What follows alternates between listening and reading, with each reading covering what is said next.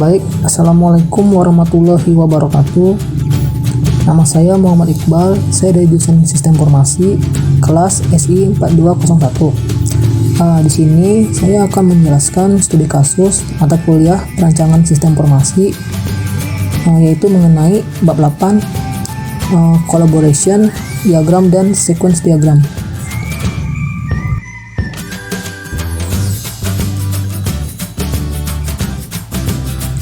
Oke, saatnya yang pertama kita akan masuk ke studi kasus, yaitu adalah membuat collaboration diagram. Di sini di studi kasus ada terdapat sebuah kelas, yaitu lumbung padi servis, dan yang kedua ada kelas petani, dan yang ketiga ada kelas kegiatan panen.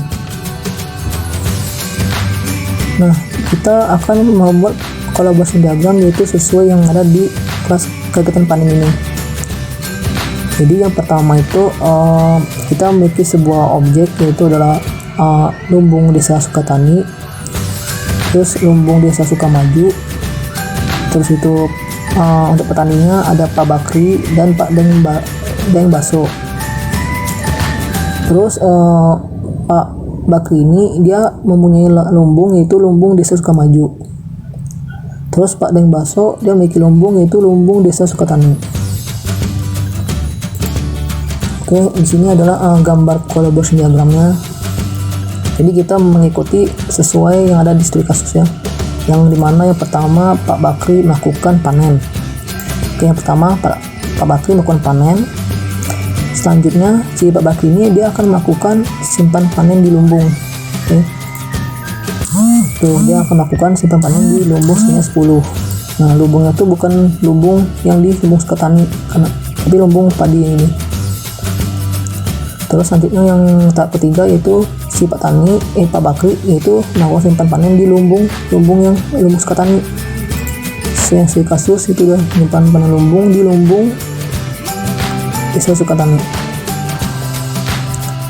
Terus habis itu tahap keempat, si Pak Bakri ini dia melakukan ambil panen dari lumbung, dari si lumbung padi.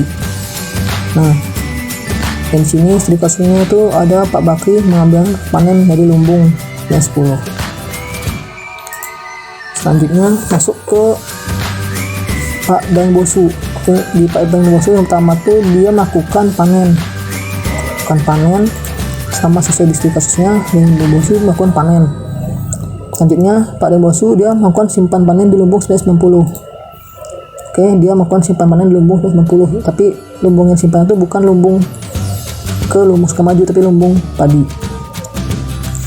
Terus tahap ke-7 itu adalah lumbung desa Sukatani mencetakkan persediaan padi yang ada di lumbung. Nah, di sini dia melakukan cek hasil panen. Terus selanjutnya yaitu adalah yang paling bawah ini adalah lumbung desa Sukamaju melakukan cetak persediaan. Nah, di sini adalah tahapnya yang ke-8, yaitu lumbung Sukamaju melakukan cek hasil panen padi yang ada di lumbung.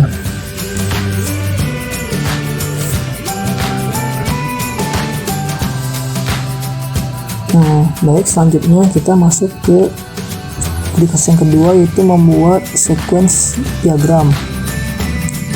Jadi di gambar di layar ini pertama kita mulai dari si lumbung desa Sukamaju, dimana si desa lumbung Sukamaju ini memiliki sebuah simpanan padi sebanyak 50. Terus ke tahap kedua yaitu adalah melakukan panen. Si petani Pak Bakri ini dia melakukan panen dengan berat panennya sebesar 150. Setelah itu petani Pak Bakri ini dia menyimpan hasil panennya itu ke si lumbung desa Sukamaju sebanyak 10. Dan selanjutnya lagi ke tahap 4, Pak Bakri ini dia melakukan penyimpanan hasil panennya lagi sebanyak 50. Nah, setelah itu di tahap kelima Pak Bakri melakukan simpanan panen ke lumbung desa Sukatani desa Sukatani itu sebanyak 40. Terus selanjutnya di tahap ke-6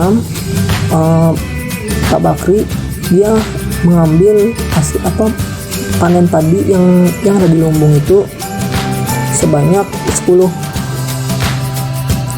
Dan setelah itu masuk ke tahap 7, yaitu tahap lumbung desa Sukatani, di mana si desa Sukatani ini memiliki simpanan padi sebanyak 50. Nah, setelah itu masuk ke tahap ke-8, yaitu Pak Deng Bosu dia melakukan panen dengan berat sebesar 150. Setelah itu si Pak Deng Bosu dia melakukan penyimpanan hasil panennya ke lumbung desa Sukatani sebesar 90. Dan ke tahap yang selanjutnya yaitu tahap ke-10 ini, yaitu Pak Bakri dia melakukan melakukan pengecekan persediaan padi yang ada di lumbung desa Sukamaju. Dan yang tahap ke-11, di mana Pak Deng Bosu dia melakukan pengecekan padinya di lumbung desa Sukatani. Sekian dari saya, bila ada kekurangan mohon maafkan. Assalamualaikum warahmatullahi wabarakatuh.